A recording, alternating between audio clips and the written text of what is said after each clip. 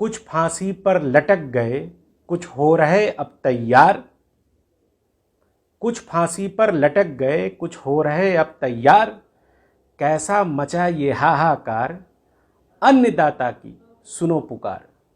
नमस्कार साथियों, आज मैं बात करूंगा देश के किसानों की, उन किसानों की जो सरकार की नीतियों की वजह से, 3 नए कानून की वजह से बेचैन हैं, आक्रोशित हैं, आंदोलित हैं, सड़कों पर निकल चुके हैं अपनी मांग को लेकर, सरकार के खिलाफ आवाज बुलंद कर रहे हैं। लेकिन जो केंद्र की मोदी सरकार है वो बार बार ये दावा कर रही है कि ये जो कानून किसानों से संबंधित आए हैं वो किसानों के लिए सुरक्षा कवच हैं। साथियों, मैं सवाल ये पूछना चाहता हूं कि अगर ये कानून सुरक्षा कवच है तो देश के किसान इसके खिलाफ आंदोलित क्यों हैं?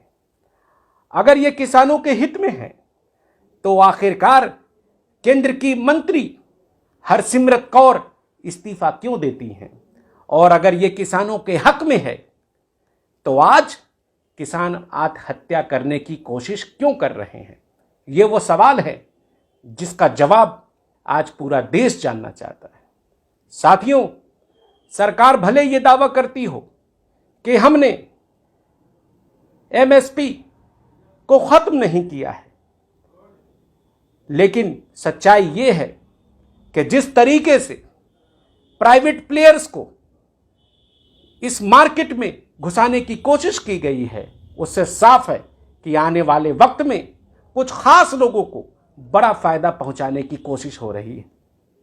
साथियों, मैं ये कहना चाहता हूं कि अगर मोदी सरकार वाकई किसानों की हमदर्द है, किसानों की हितैषी है, तो उसे कृषि की जो पूरी प्रक्रिया है उसमें सुधार के लिए काम करना चाहिए।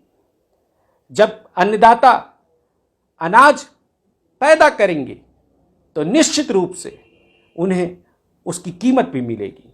लेकिन आज खेती किसानी बदहाली का सौदा बन चुका है।